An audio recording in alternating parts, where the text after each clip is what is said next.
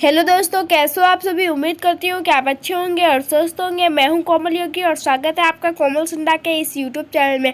आज के इस वीडियो में हम पढ़ेंगे कक्षा 3 अध्याय 8 बंदरबाट। पिछली वीडियो में हमने कक्षा 3 अध्याय 7 पढ़ा था, उसके प्रश्न अभ्यास किए थे। इस वीडियो में हम इसके अगले पार्ट जो कि है बंदरबाट, इस पार्ट का सारांश जानेंगे। तो बने रहे इस वीडियो के साथ ताकि आपको ये पार्ट अच्छी तरीके से समझ में आ सके।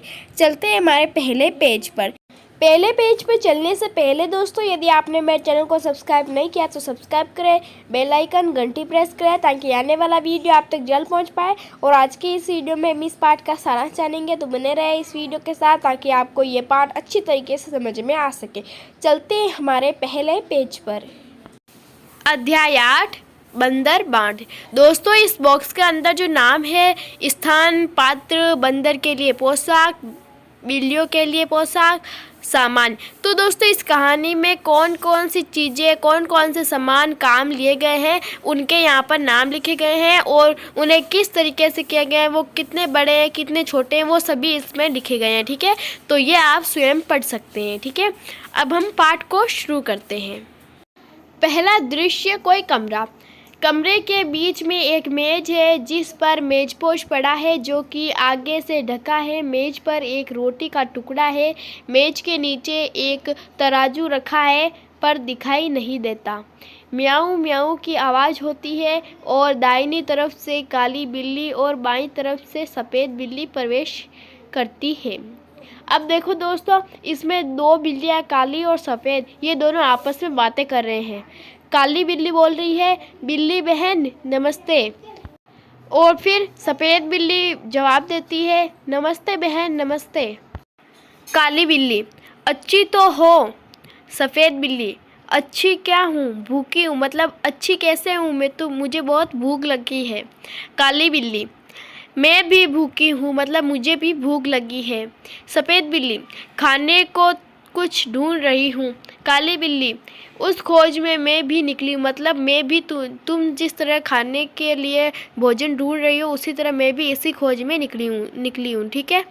सफ़ेद बिल्ली, मुझे महक रोटी की आती है, मतलब मुझे रोटी की महक आ रही है, रोटी की खुशबू आ रही है।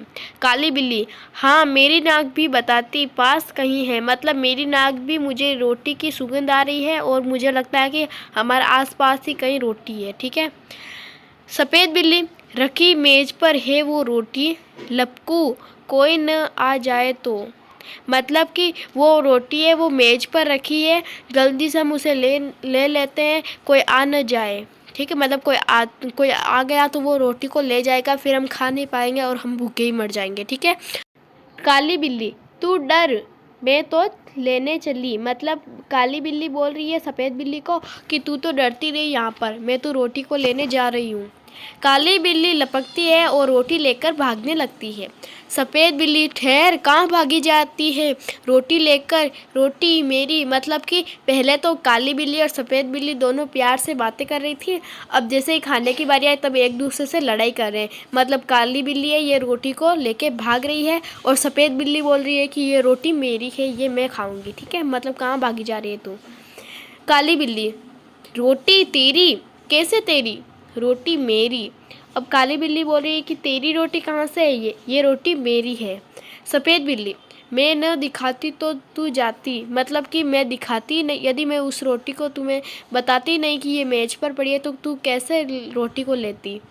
काली बिल्ली, अच्छा क्या मैं खुद न देखती, क्या मेरी दो आंखें नहीं हैं, मतलब कि अच्छा मैं खुद भी देख सकती हूँ, क्या मैं नहीं देख सकती उस रोटी को, मेरी भी दो आंखें, मैं भी उस रोटी को आसानी से देख सकती हूँ। अब काली बिल्ली सफ़ेद बिल्ली को और कहती है कि डरती थी उस तक जाने में, जा डरपोक कहीं की, जा भग, रोटी मेरी।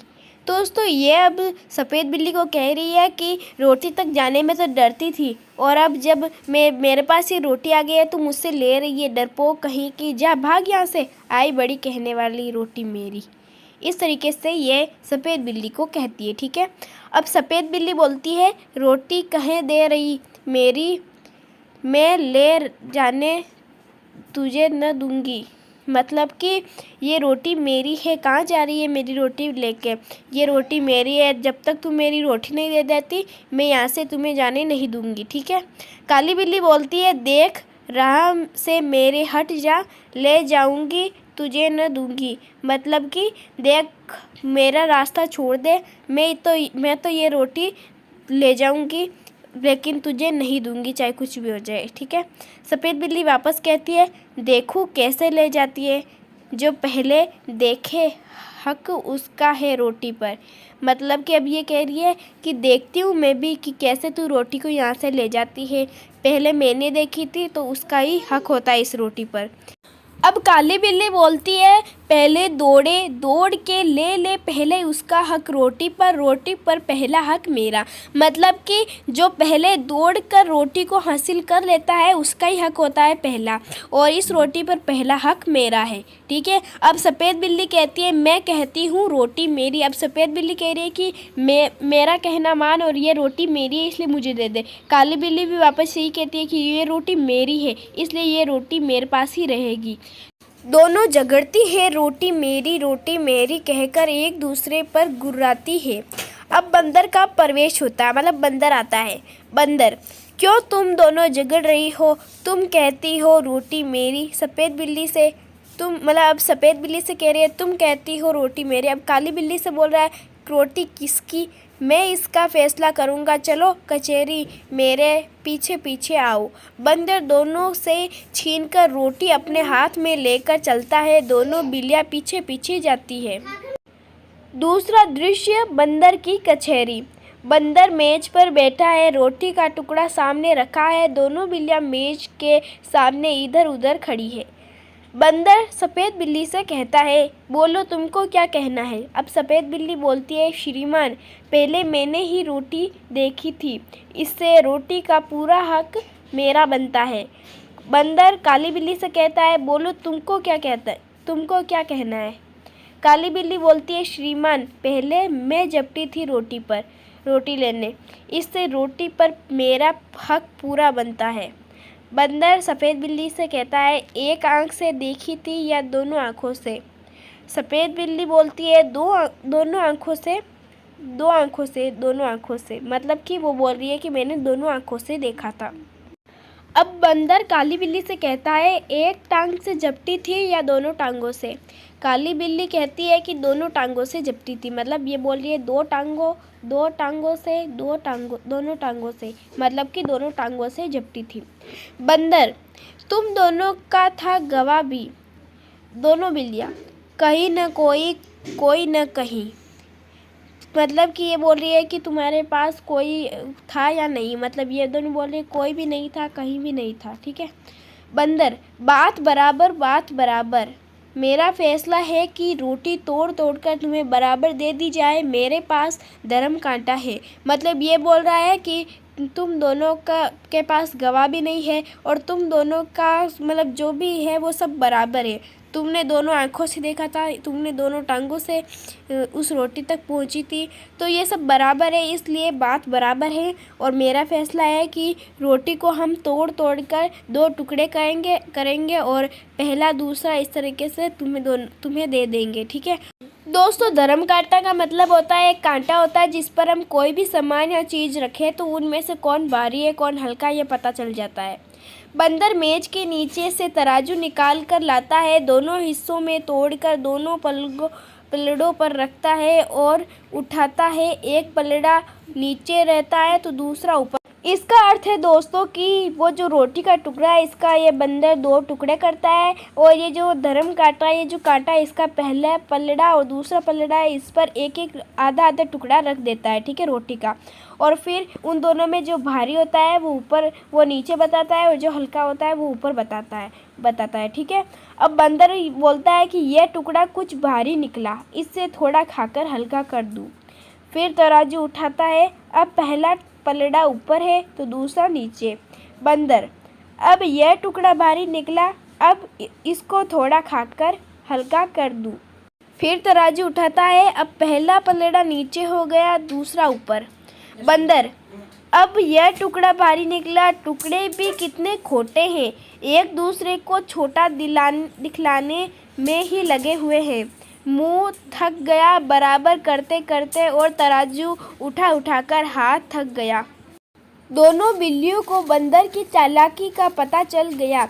हाथ मलती हुई बड़ी उदासी से एक दूसरे को देखते हुए सफ़ेद बिल्ली आप थक गए, मतलब सफ़ेद बिल्ली बोलती है बंदर से, आप थक गए, अब न उठाए और तराजू। काली बिल्ली बोलती है बचा कुचा जो उसको दे दे, हम आपस में बांट खाएंगे, मतलब कि बचा कुचा है ये सफ़ेद बिल्ली को दे दो, हम आपस में बांट कर खा लेंगे। बंदर बोलता है नहीं नहीं, तुम फिर झगड़ोगी, मैं झगड़े की जड़ को ही काट देता हूँ, बचा कुचा भी मैं खा लेता हूँ। अब बंदर जो बचा कुचा है वो भी खा लेता है, ठीक है। अब मतलब ये बार बार थोड़ा थोड़ा रोटी को खा खा कर दोनों, मतलब आधी का भी आधा कर दिया। तो इस तरीके से थोड़ा थोड़ा खाते खाते बहुत छोटी कर दी रोटी को। तो अब बिल्लियों को पता चल गया कि ये हमें पागल बना रहा है और ये रोटी खुद ही खाना चाहता है। तो फिर ये दोनों चालाकी का पता चल जाता है। तो ये बंदर से कहते हैं कि अब तराजू आप न उठाए, हम खुद मिल बांट के खा लेंगे।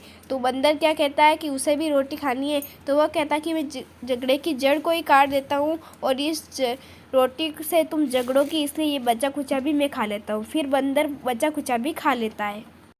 इतना कहकर बची कुची रोटी भी बंदर खा जाता है और तराजू लेकर भाग जाता है। दोनों बिल्लियाँ आपस में झगड़ा कर बैठी, बुद्धि अपनी खोटी, अब पछताए से क्या होता, बंदर हड़पा रोटी। दोस्तों इसमें ये दोनों बिल्लियाँ बोल रही है कि हम दोनों तो झगड़ा कर बैठी और ये बंदर था, ये रोटी खाता गया और हमारी बुद्धि थी खोटी, हम पहचान नहीं पाए पहले, और फिर अब पछताने से क्या होता है जब बंदर पूरी रोटी खा गया।